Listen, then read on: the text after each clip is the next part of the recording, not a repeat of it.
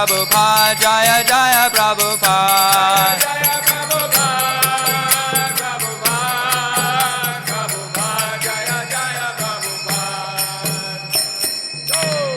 Premanandi, Hari Hari Hari Bo. Jayam Vishnupad, Brahmams Bharva, Jigacharya, Sutadar, Satasishi Shmari, Si Bhakti Vedanta Swami Prabhupada Ki Jai. Jayam Vishnupad, Brahmams Bharva, Jigacharya, Sutadar, Satasishi Shmad Bhakti, Siddhanta Saraswati Goswami Maharaj Ki Jai.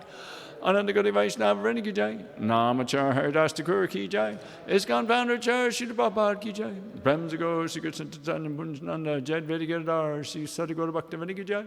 Shri Shri Radhakrishna Gopagopanath Shamakun Radhakun Giri Govardhan Ki Jai. Davandam Ki Jai. Mathur Dham Ki Jai. Navri Dham Ki Jai. Gangamai Ki Jai. Yamunamai Ki Jai. Brihad Mridanga Ki Jai. Sankirtan Yaga Ki Jai. Tulsi Devi Ki Jai. Bhakti Devi Ki Jai. All glories to the assembled devotees. All glories to the assembled devotees. All glories to the assembled devotees. Gaura Premanandi. Hari Hari Bo.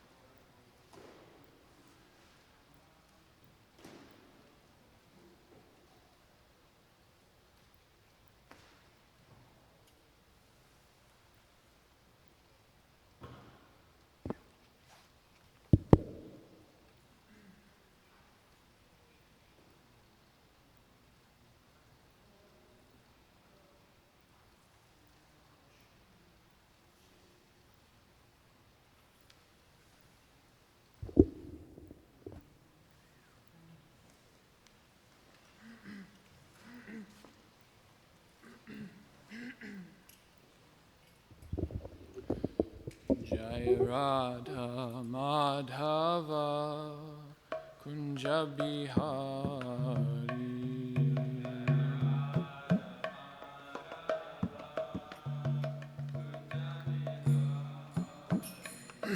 Jai Radha Madhava Kunja Bihari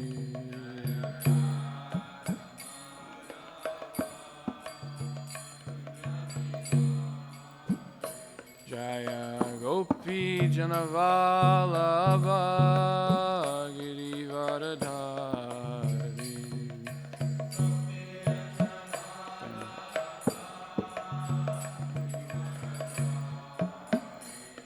Jaya Gopi Janavalabha Girivaradhari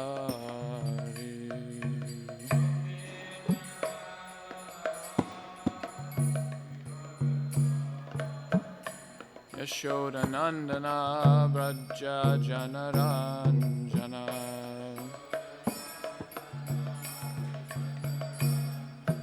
Yashoda Nandana Braja Janaranjana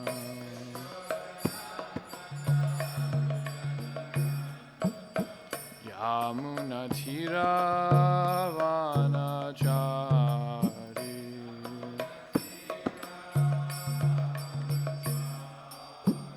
Yamuna Tira Vanachari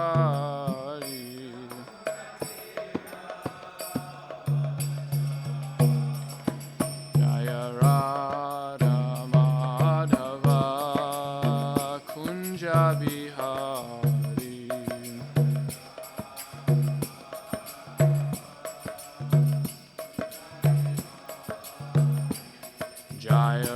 Radha Madhava Kunja Bihari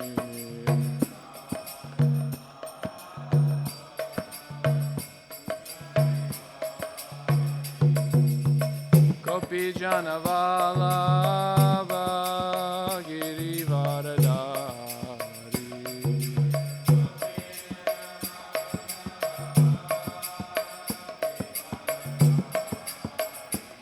Jaya Gopi Janavalabha Girivaradari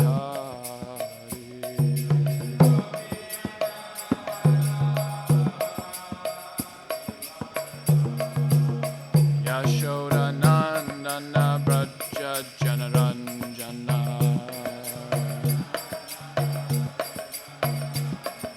Yashoda Nandana Braja Janaranjana Yamuna Tiravanachari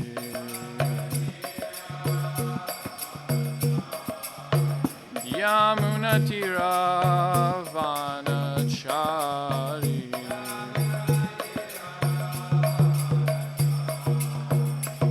Jaya Radha Madhava Kunja Bihari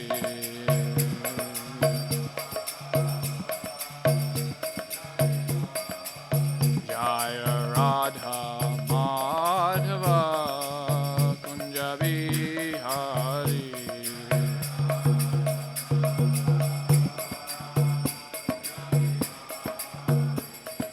Hare Krishna, Hare Krishna, Krishna Krishna, Hare Hare, Hare Rama, Hare Rama, Rama Rama, Hare Hare.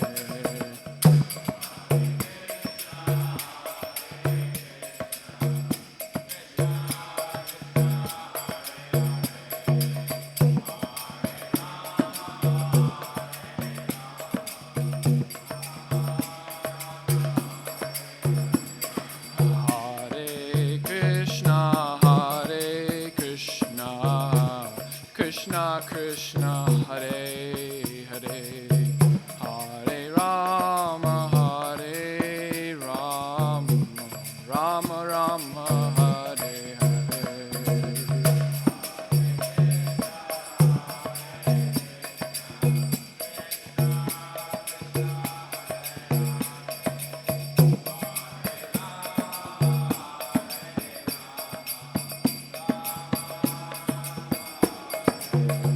Hare Krishna, Hare Krishna, Krishna Krishna, Hare Hare, Hare Rama, Hare Rama, Rama Rama, Hare Hare.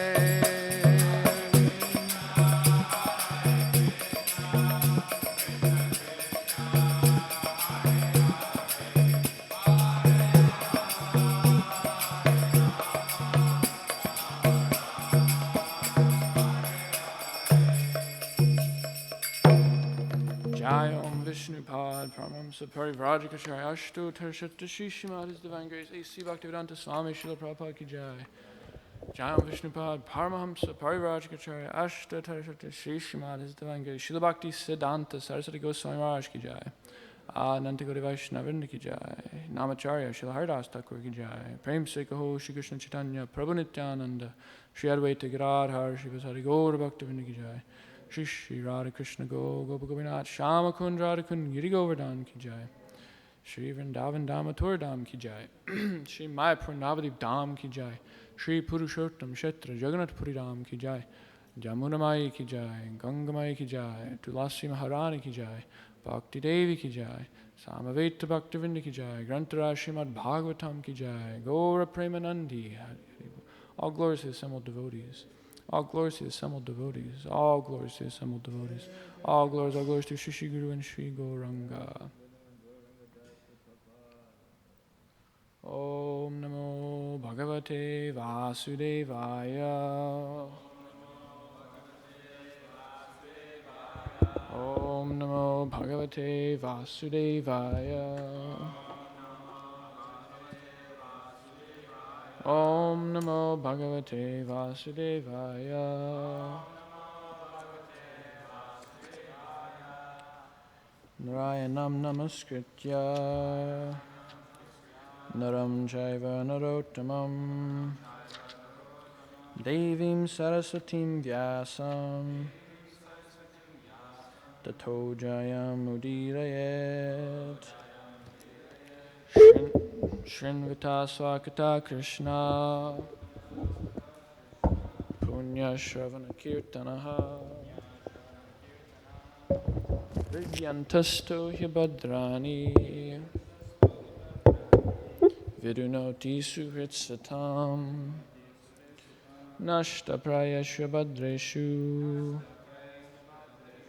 Nityam Bhagavata Sevaya Bhagavatyutamashloke Bhaktir Bhavadinaishtaki.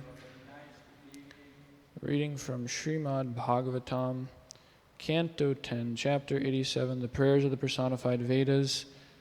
We're on text number 16. Iti tavasurayastradipate kilalokamala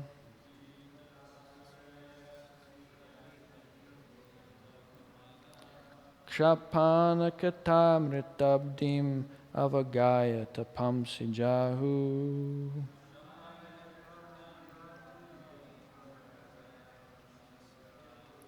Kim uttapuna swadama vidu tashaya kalagunaha.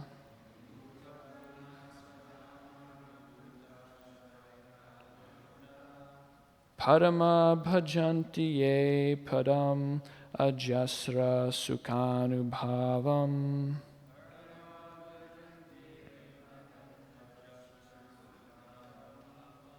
Anyone want to chant?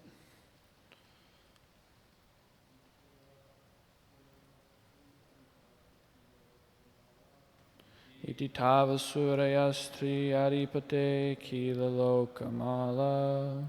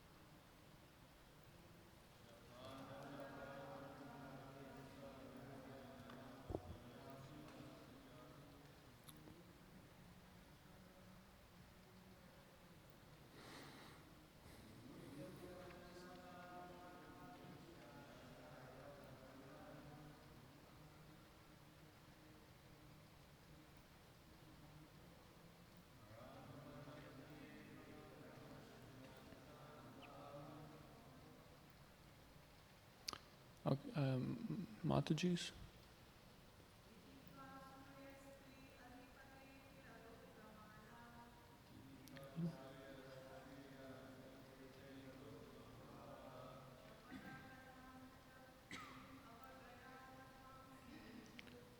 Shapanakatamritabdim avagrai tapamsajahu.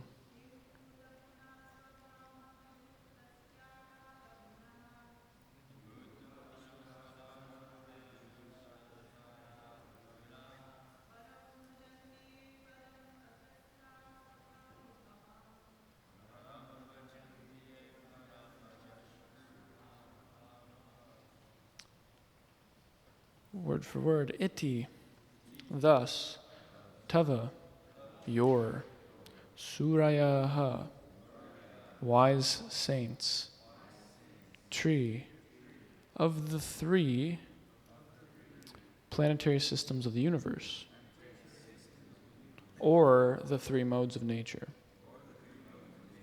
Adhipate, O Master, Akila of all, Loka, the worlds, Mala, the contamination, Kshapana, which eradicates, Kata, of discussions, Amrita, nectar, Abdhim, into the ocean, Avagaya, by diving deeply, Tapamsi, their troubles, Jahu, have given up, Kim Uta, what to speak, Punaha, moreover, Swa, their own, Dhamma, by the power, Viduta, dispelled, Ashaya,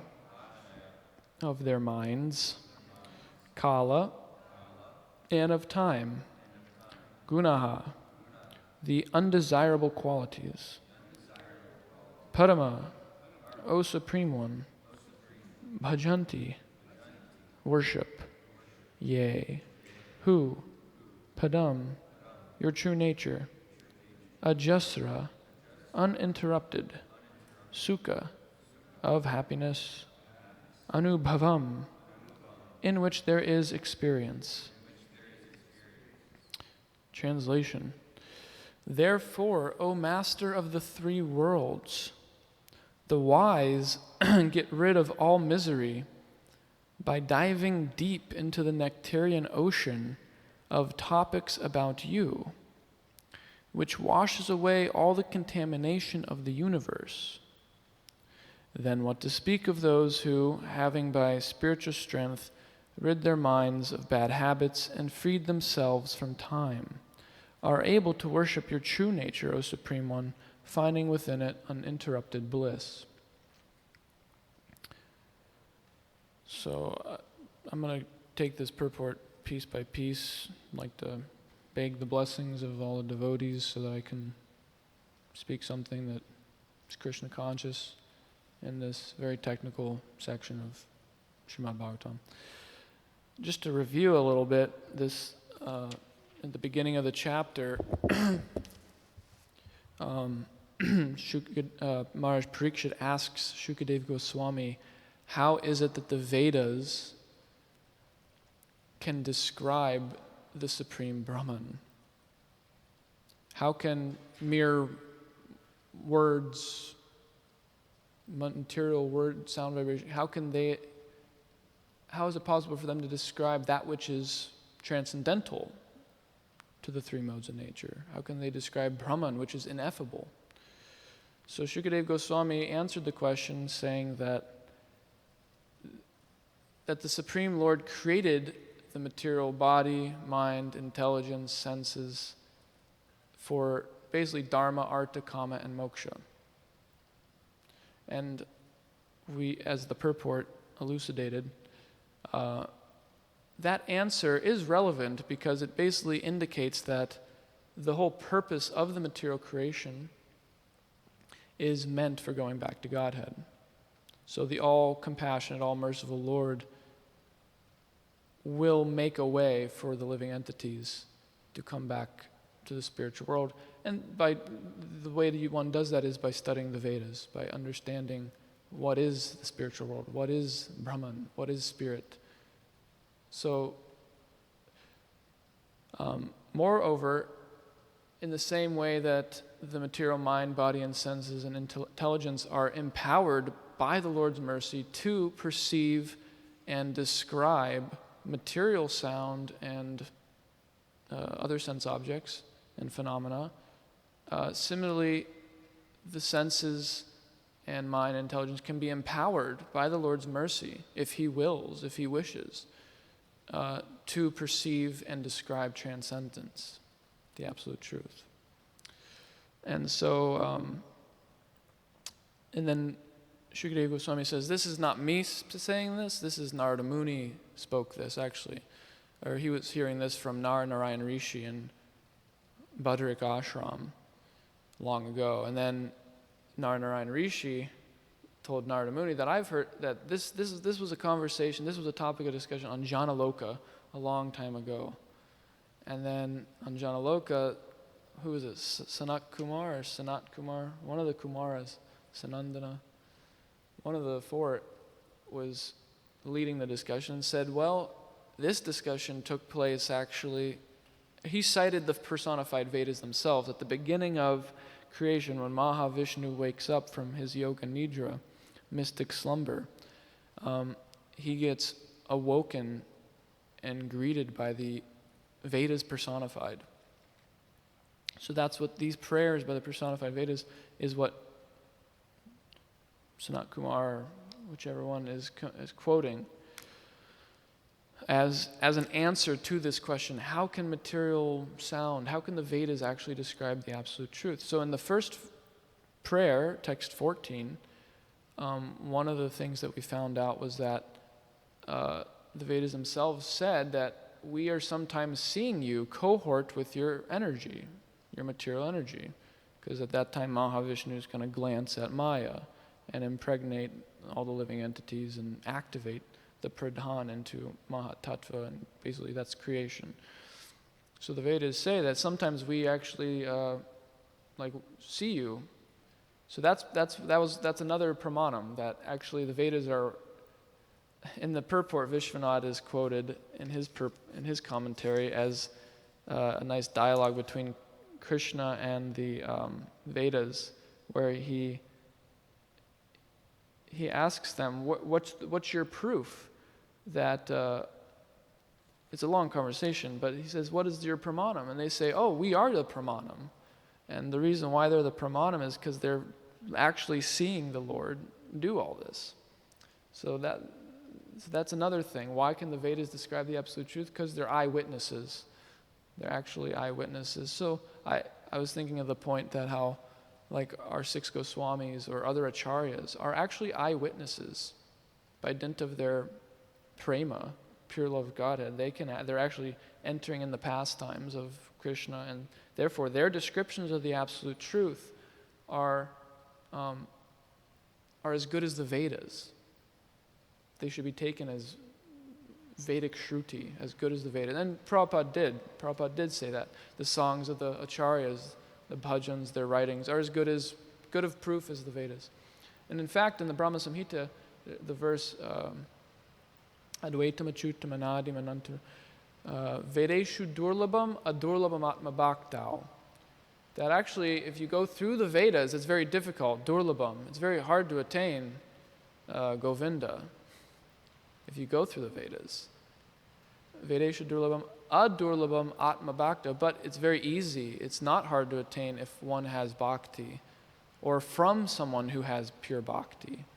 So that's another statement that actually the Vedas are only seeing Mahavishnu wake up, and some rarefied Vedas like Gopal Tapani Upanishad are going to speak to the point of Govinda being the supreme personality of God. But that's very rare, that's very unique, that's very hidden. So therefore, in this Brahma Samhita, Lord Brahma is saying that actually it's even easier to get it from a pure devotee, this pure knowledge of the Supreme Personality of Godhead. So that was text 14. Now yesterday's text 15, added another answer to the question, how can the Vedas describe the transcendence, the supreme transcendence, the absolute truth? How is it possible? And so it was a very brilliant answer.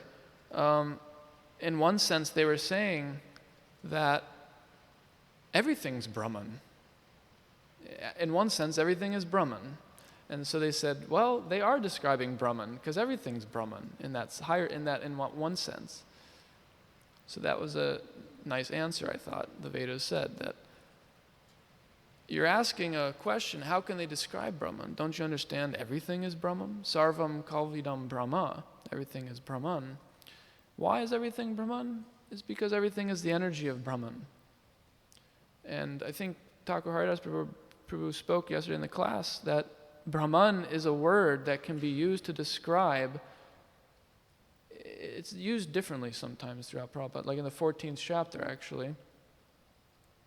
Very beautiful, they quoted it yesterday, Nayana quoted it yesterday. It's a very amazing, wonderful verse, 14:27, the last verse of the chapter. Brahmano hi pratishtaham. I am the basis of the impersonal Brahman. So Krishna, aham, I, he is Brahman. So he's saying, I, Brahman, am the basis of Brahman. And then in the beginning of the chapter, he's saying, Mama yonir mahad Brahma, the total material substance called Brahman. So we see throughout the Vedas, Brahman actually can refer to matter, the Mahat Tattva, the total material energy. It could refer to the living entities sometimes, Brahman. It could refer to the impersonal Brahma Jyoti, the impersonal aspect of the Absolute Truth. Or it can refer to Krishna, the personality of Godhead. So it's a little bit of wordplay here that the Shrutis are using. They're saying, you're asking how a material language can describe Brahman. Everything's Brahman, don't you know? Just like the clay gets transformed into a pot and then later gets destroyed and merged back into clay. The clay is the real thing throughout. So similarly, all the energies of Krishna are emanating from him, are one and different from him. They are completely subservient to his will in toto.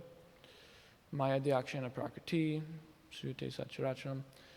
So throughout the Gita, we hear this same knowledge again and again and again about how Krishna is everything. But yet he's not everything. Om Purnam Ada Purnamidam Purnat Purnamudachyate Purnasya Purnamadaya Purnameva Vishishate. And the Ishopanishad invocation mantra, this is a very relevant verse because it's saying that the complete whole emanates complete units. And although so many complete units are emanated from the complete whole, he still remains the complete sum total. So 1 minus 1 equals 1, that's how it's put. And what this means is that Krishna remains his own person. Although, yes, everything, there's nothing that's not Krishna. There's nothing but Krishna. Krishna is the only basis of everything. Just like if you make everything out of clay, there's nothing but clay. It's just transformed. Of course, that's Vivartavad if we say that Krishna is transformed. And the Mayavadis would point the fingers at us and try to, promote their philosophy. They say, you're saying Brahman is transformed. Shame on you. And they'd criticize. But we say, no, we're not saying Brahman's transformed. We're saying that Brahman is variegated. Like the Panchatattva, right? Godhead in 5 features. So we don't just say, so we understand that Brahman means God and his energies. Brahman is variegated. So it's not God, Krishna doesn't transform, but his energy transforms. And that energy is one and different from him. So that would be our answer to the Mayavadis. And so anyhow, we get in this verse a very wonderful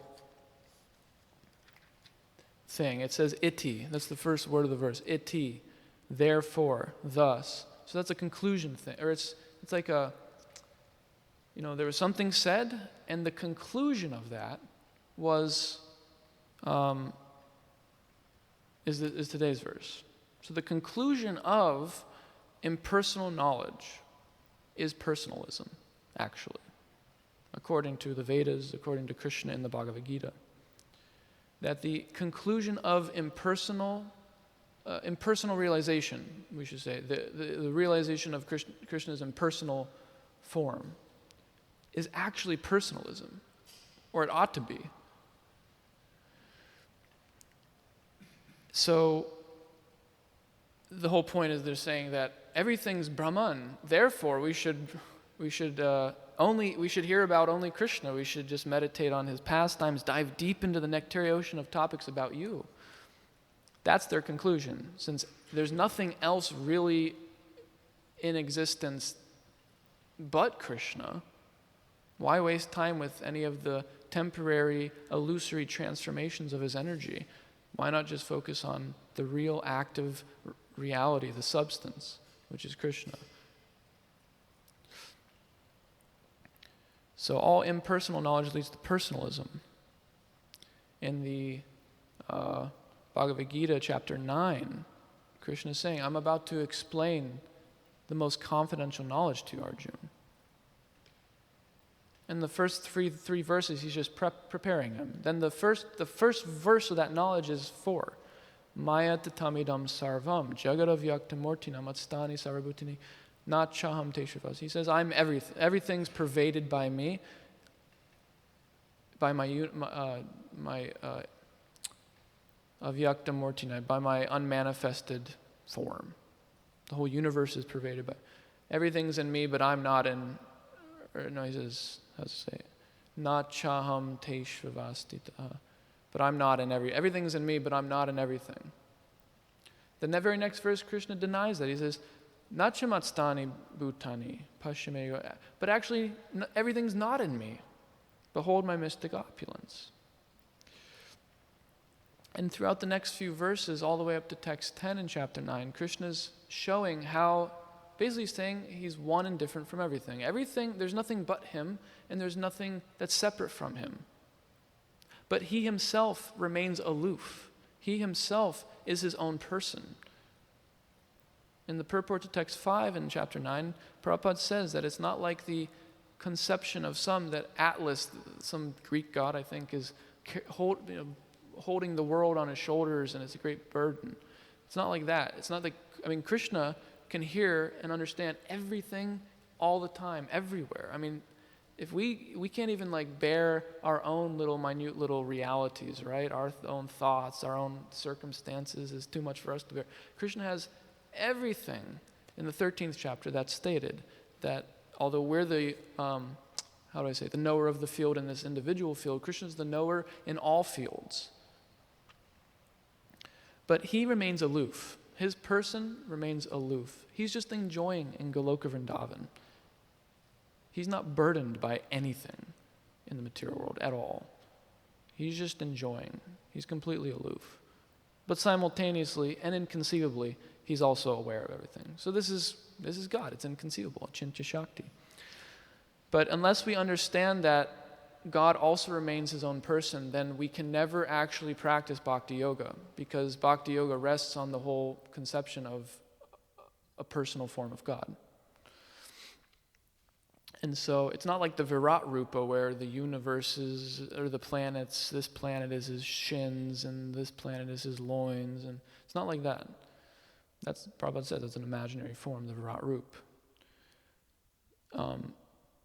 So anyways, and then if we get more into chapter 9, we hear Krishna glorifying devotional service, the personal form. That yes, you can worship all these other things, because in one sense they're me. He said, I'm the butter, I'm the fire, I'm the goal, the sustainer, I'm the eternal seed, I'm death, I'm life, I'm everything. But then he says, if you worship the demigods, you get this temporary result. And if you worship me, you get a different result. Because one might say, well, if everything's you, then I'll worship anything. Krishna says, no, it's not like that, because it's one and different. So you should see me in everything, but you should worship me. Some people see, oh yeah, everything's God, well, I'll just do whatever then.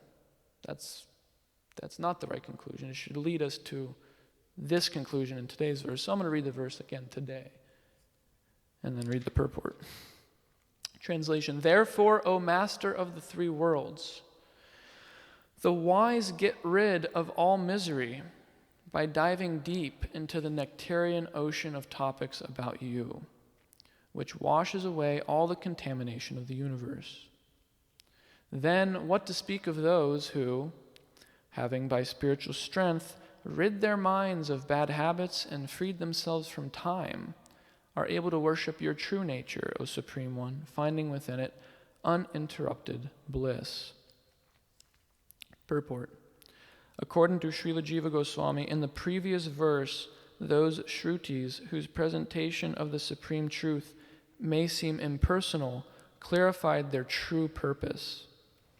Now, in the present verse, those who focus exclusively on the divine personality of Godhead, who speak of his transcendental pastimes, take their turn in praising him. Because all the Vedas declare the supremacy of the personality of Godhead as the cause of all causes, discriminating persons should take to his worship. By diving into the ocean of his glories, intelligent devotees help dispel the distress of all souls and loosen their own burning attachment to materialistic life. These advancing devotees gradually give up all material attachment and lose any interest they once had in the troublesome austerities of karma, jnana, and yoga. I'd just like to say one quick thing. In chapter 10 of the Bhagavad Gita, Krishna is speaking, he says, I'm going to speak even more confidential knowledge now. And then he speaks this, the Chatur Shloki of Bhagavad Gita, 10.8, 10.9, 10.10, 10.11. So 10.8, Aham sarvasya prabhava mata sarvam pravartate iti matva bhajanti mam buddha bhava samanvitaha. Again, Bhagavad Gita is the seed form of everything. So like the whole Bhagavatam is there in the Gita. So this one verse, Aham sarvasya prabhava. I am the beginning and source of everything. I'm the generator of everything, Krishna says. Mata sarvam pravartate. From me, everything comes. So it's a similar principle to what we heard in the last two verses, that Krishna is creating everything. Everything in one sense is only his energy. Krishna is the principle, the real ingredient cause in everything. So then it says, iti matva. Thus, knowing this, iti matva bhajante mam. They worship me.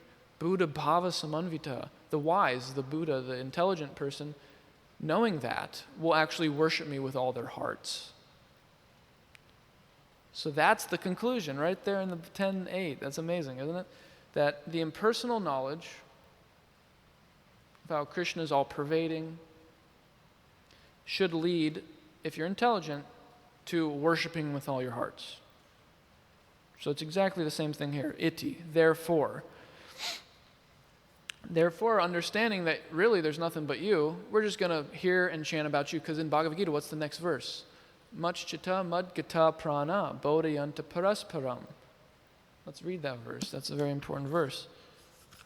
Krishna says, the thoughts of my pure devotees dwell in me.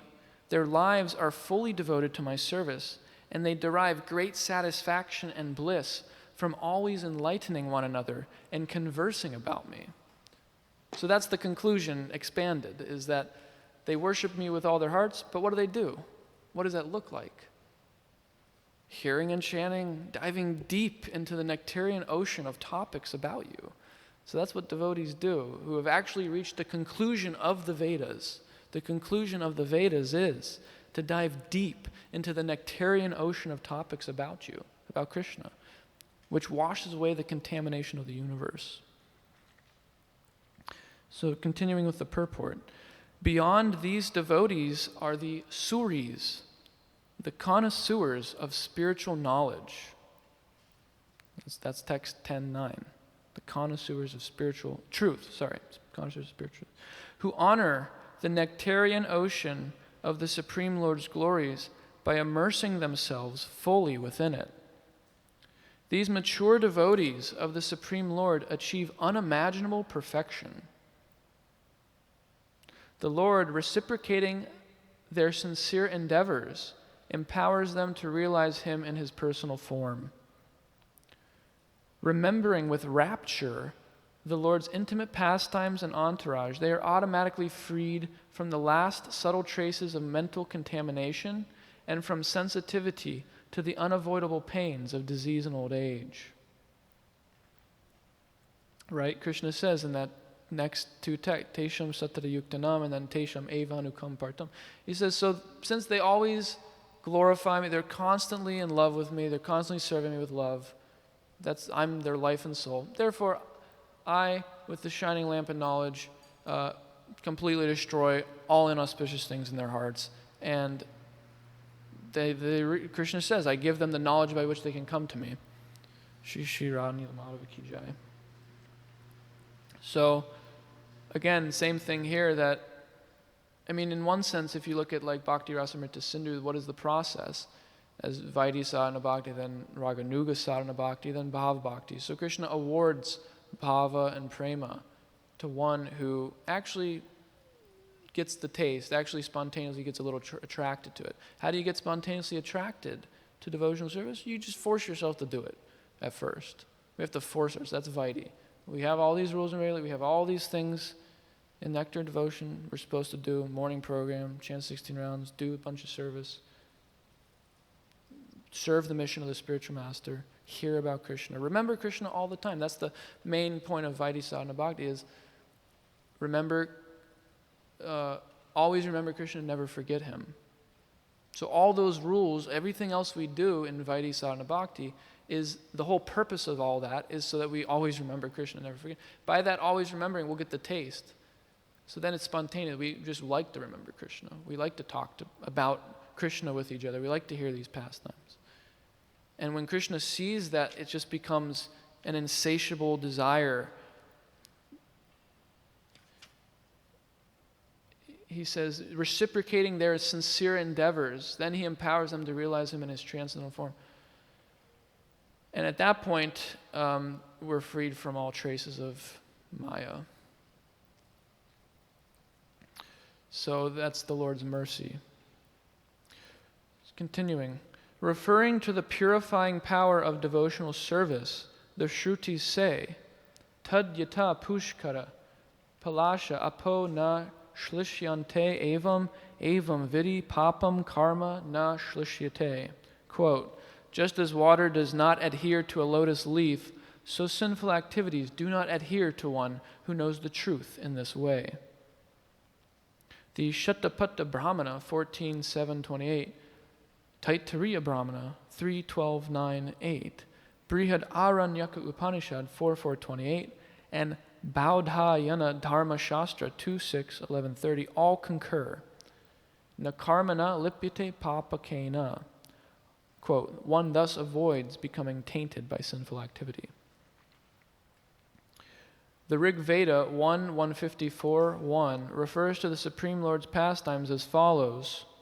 Vishnor nu kam viryani pravocham ya partivani vimame rajangsi. Quote, only he may fully enunciate the heroic deeds of Lord Vishnu, who can count all the particles of dust in the world. Many Shruti mantras glorify devotional service to the Lord, such as Eko, Vashi, Sarvago Ye, Nu Bhajanti Diras, Tesham, Sukham, Shashvatam, Netaresham. Quote, he is the one omnipresent Lord and controller. Only those wise souls who worship him obtain eternal happiness, not anyone else. That's wonderful. In this connection, Srila Sridhar Swami prays, Sakala Veda Ganerita Sadgunas, Tvam iti sarva manishi jana rata, Tvai subhadra guna shvanadibis, Tava parasmaranena gata klamaha. Quote, because all the Vedas describe your transcendental qualities, all thoughtful persons are attracted to hearing and chanting about your all auspicious qualities. Thus, by remembering your lotus feet, they are freed from material distress. End of purport. So, I'd like to just read a few verses that we read last night in the Bhagavatam reading with His Holiness Keshav Bharti Maharaj. He had us, can't find it now. We were reading from Srimad Bhagavatam 11th Canto, chapter 14. And let's see if I can find this.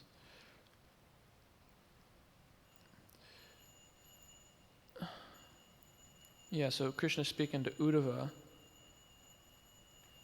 It's really good. Just listen to this string of verses. It glorifies the bhakti.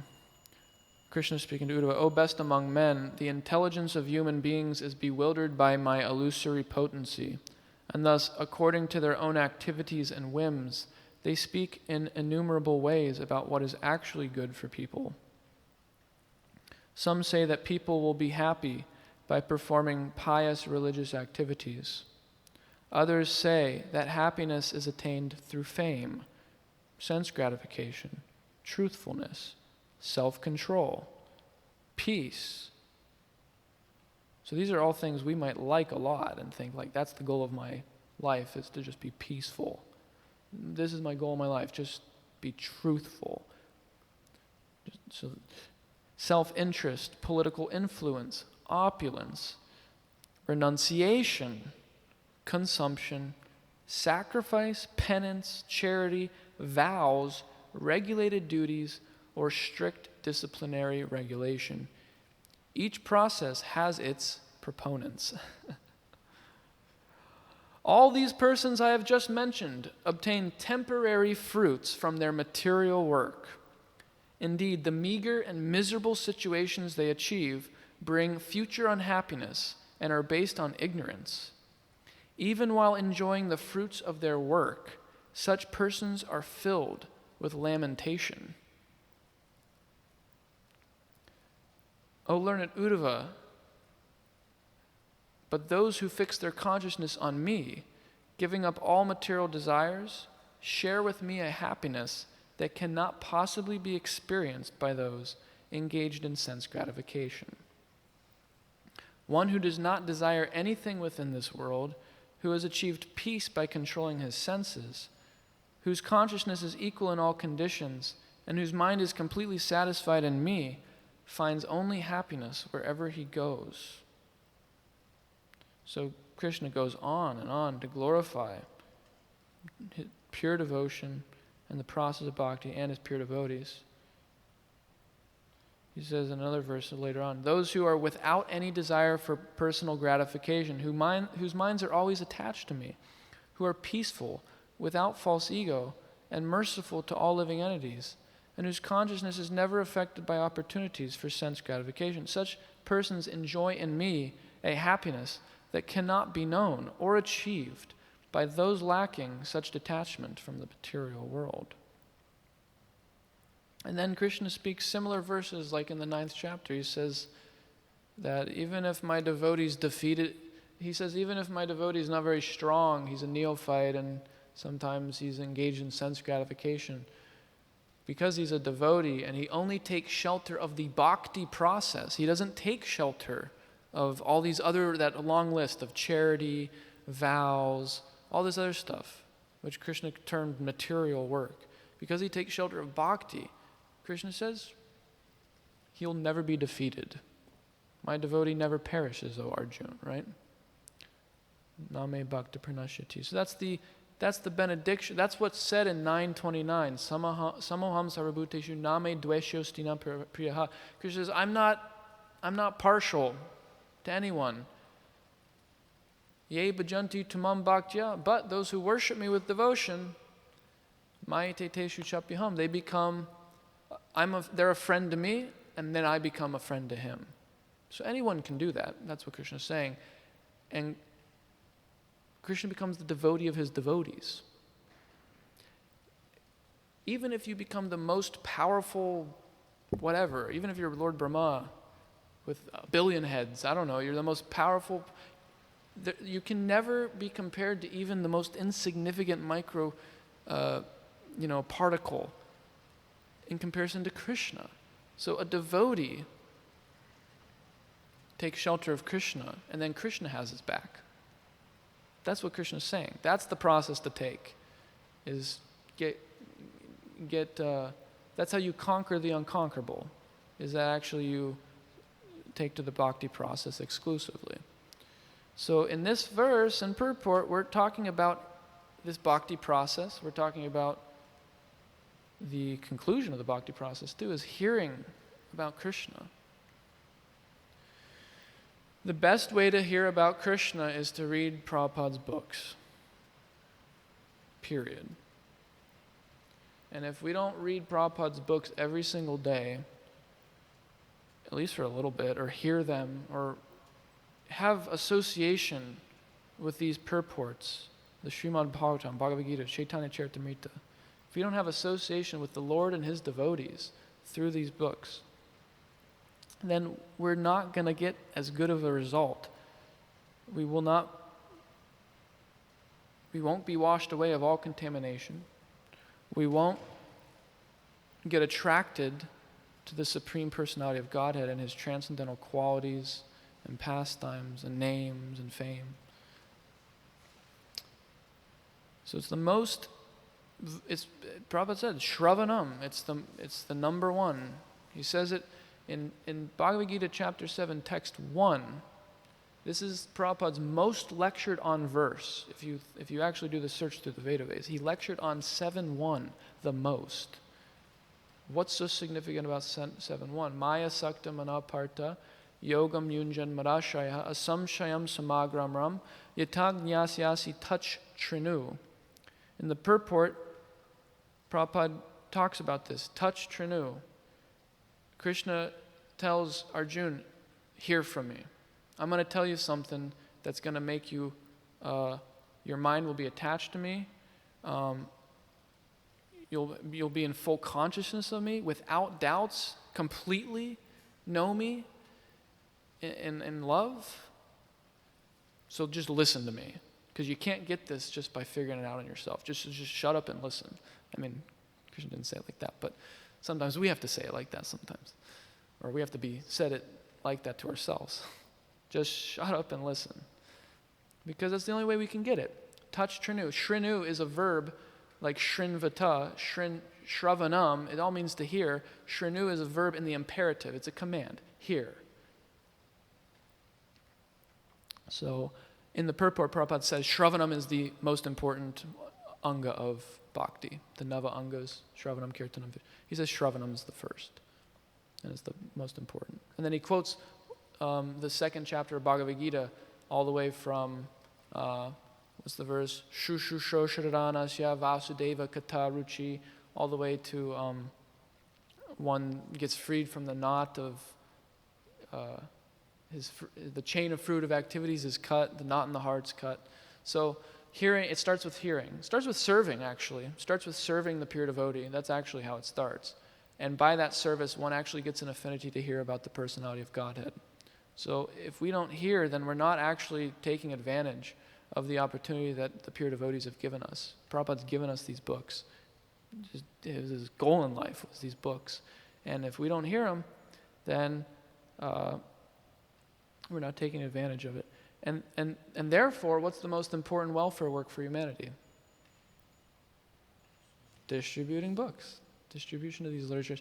Because if this is the most important thing for anyone and everyone, including me, to go back to Godhead, get attracted to Krishna's person, his name, fame, form, qualities, pastimes, and entourage, then we need to tell everyone about this. These books should be for everyone. So if anyone hears about this from Prabhupada's purports, and the purports of his disciples, then they'll get attracted also.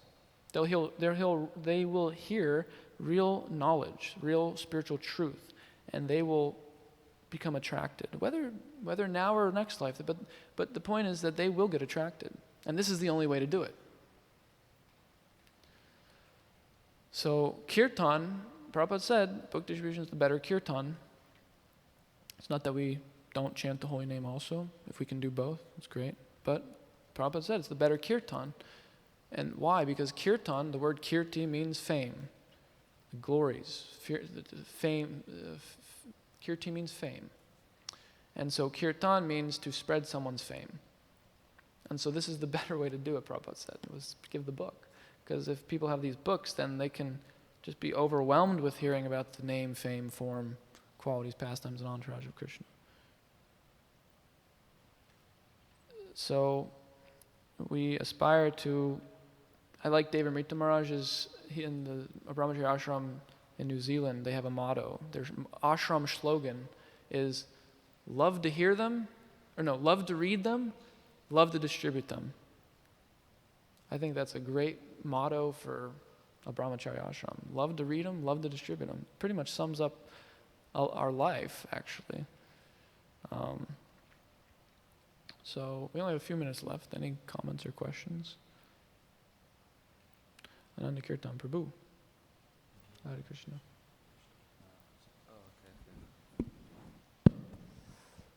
Just a question, maybe you can give me some advice. Sometimes we're distributing so many books, and our new method with the book table, even more books are going out, so we like to stay out there as long as possible, and then we have to, having to pack up and then like clean the van and make prasad.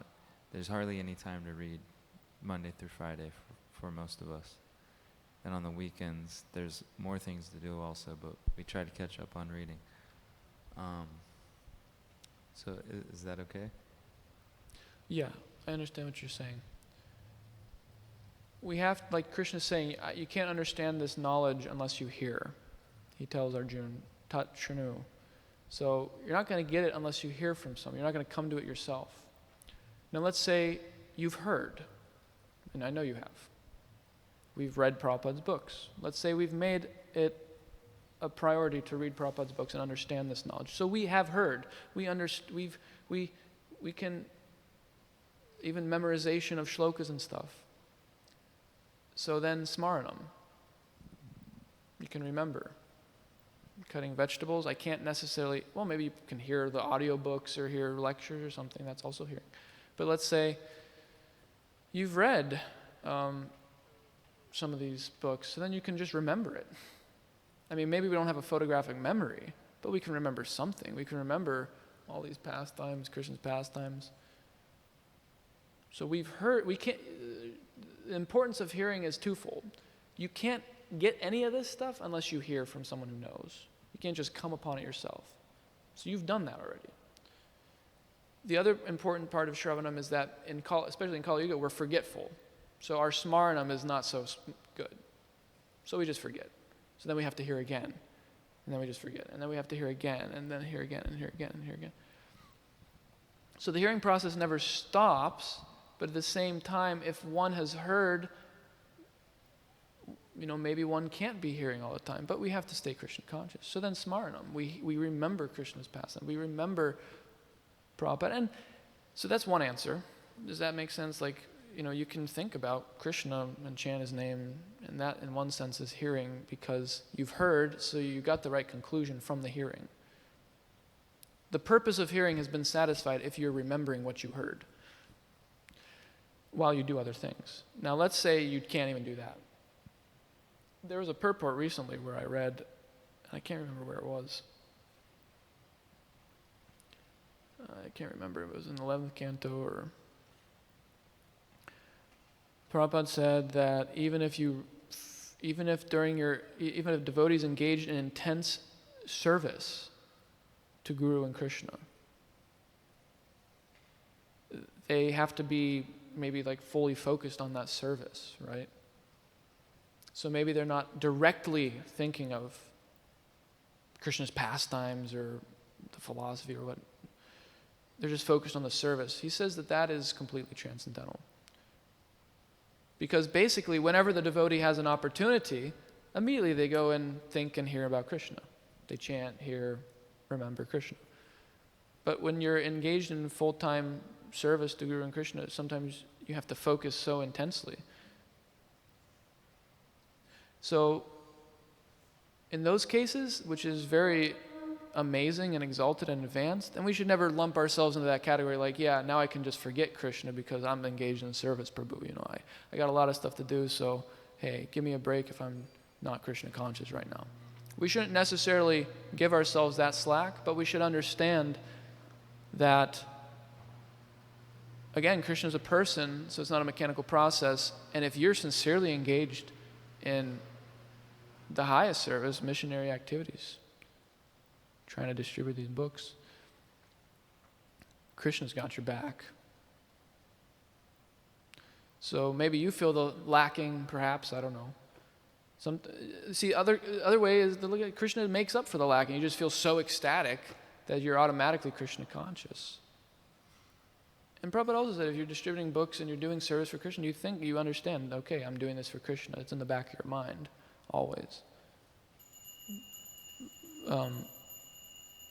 Is that okay in an answer? I mean, there's a lot of different ways to look at it, but essentially, in one sense, there's no problem, but we should still be hungry for constantly hearing, chanting, and remembering Krishna. And that hunger, even if we can't, keeps us in the fire of Krishna consciousness. So we shouldn't neglect, and we should focus on whatever service we're doing, because that's for the Spirit, that's for the mission, that could be said to be the conclusion of hearing about Krishna, is service to him, devotional service. So if we neglect the service aspect and just focus on hearing and chant, then that's not mature. But the telltale sign of if the service is actually devotional service is that as soon as we have the chance, we go to hearing, chanting, and remembering Krishna. Or we're hungry for it, we want to, we would like to. Or if one's very spiritually advanced, they don't see any difference. They're always happy because they're constantly experiencing Krishna in everything. That's kind of a high level. I mean, an example in Vrindavan, the gopis are churning butter. They're constantly singing Krishna's glories and whatnot. Now, maybe you're on books. I mean, we're on books. We can't necessarily be doing that, perhaps. Maybe you can do it in your mind. But again, it's the whole thing is we don't see anything separate from Krishna. So obviously, service to Krishna and Guru is not separate from Krishna. So if we can keep that in our mind, then it's non-different. Is that helpful? I don't know if anyone has anything to add about that. Sarvabhauma Prabhu.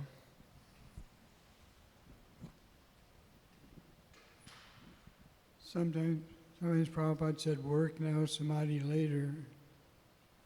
One time, Tamal Krishna Maharaj was preaching in America and got some of the temples upset, so Prabhupada said, I'm taking away your service. You can either go to China or you can just sit and chant in Mayapur. And Tamal Krishna Maharaj realized he couldn't just chant all the time. He couldn't just hear and chant all the time. He needed to do service. So he didn't even want to go to China, but he decided to go and fulfill Prabhupada's order. So something about serving is good for developing hearing also. And everyone has a different level of ability to hear directly, but we all can be purified by service. So this is one point.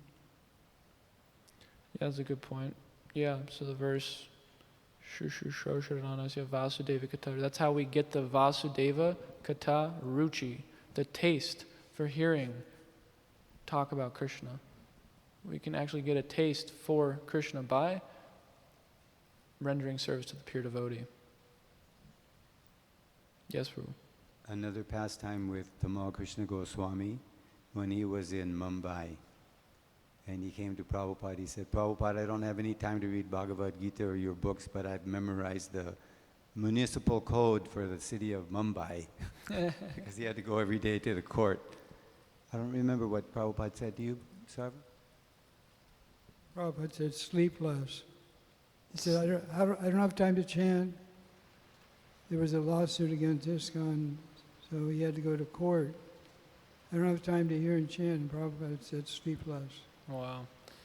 Yeah, we always say that. See, that's a nice addition, because the tendency is, for a conditioned soul, is to try to get out of Krishna consciousness.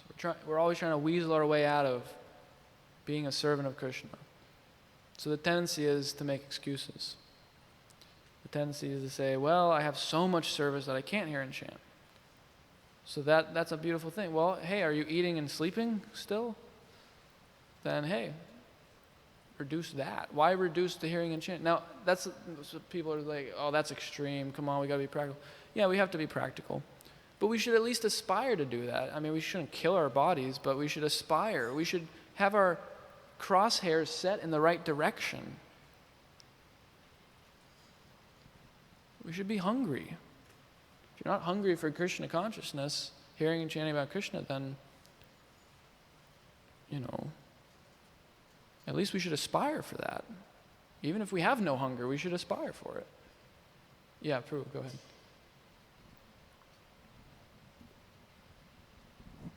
Thank you for bringing that up. Actually, I remember reading that, and if I may be so bold, I think there was one thing that you missed.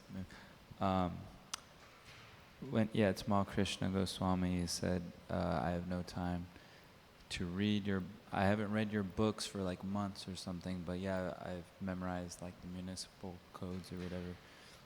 And then he was almost like, Prabhupada said something along the lines that for so many lifetimes, just give this one lifetime to Krishna's service, and Lord Chaitanya will personally come back, or personally come at the end of your life and take you back, come back to Godhead. So basically saying, like, don't worry about yourself, just do your service, and Lord Chaitanya has you covered. Something like, I have to read the exact words, but something along those lines. Do you remember that? I remember reading that. Chaitanya Prabhu maybe remembers or has an addition. You give this one lifetime, and Chaitanya Mahaprabhu will personally come, and whatever you lack, he'll fulfill that. There you go.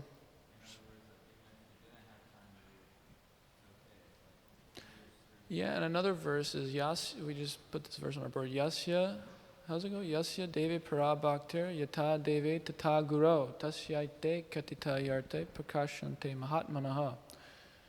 That for one who has, actually only for one who has implicit faith in both the spiritual master and the Supreme Lord, are all the imports of the Vedic literatures automatically revealed within the heart. But the key word there is implicit. Yes, Parameshwar Prabhu. At the same time, I remember Dhanavir Goswami pulling me aside and, very respectfully saying,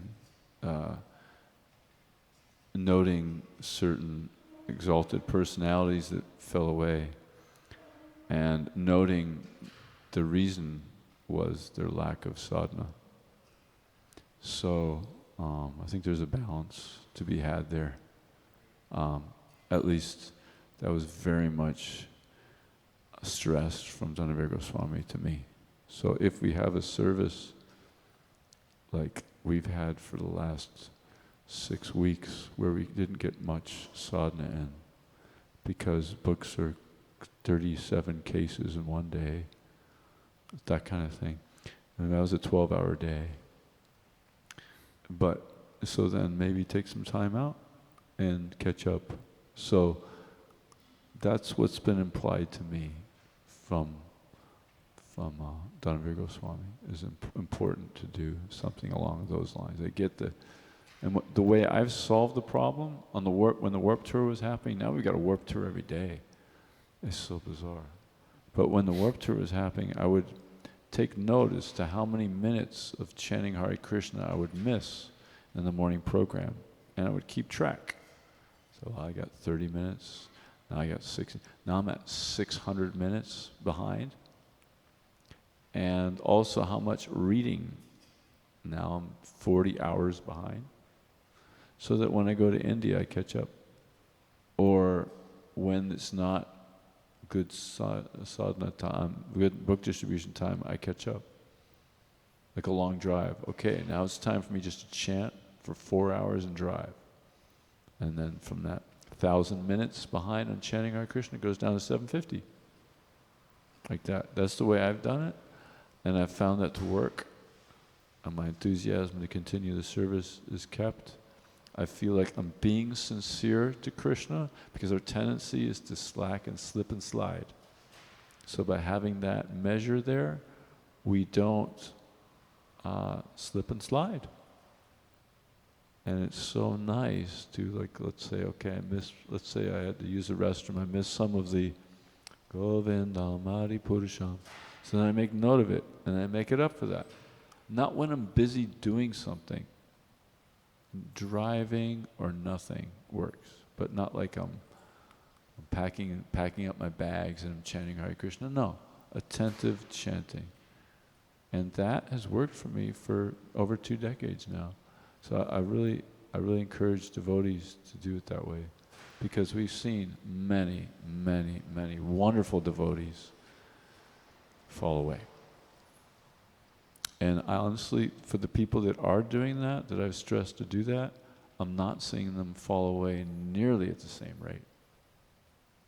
So this is a strong point I make from experience, and what Dhanavir Goswami was very much stressing to me. Okay, if I can share that. Thank you so much. Because I don't want to see any of you all fall away. Okay, Hare Krishna. Hare Krishna. Thank you. Very important. I think we'll end on that note. Srimad Bhagavatam ki jai. Srila Prabhupada ki jai. Vanchakalpatrubhishya kripasindhubhevachya paritanam pavnebhyo vaishnavebhyo namo namaha. Anantakari Vaishnavrinda ki jai.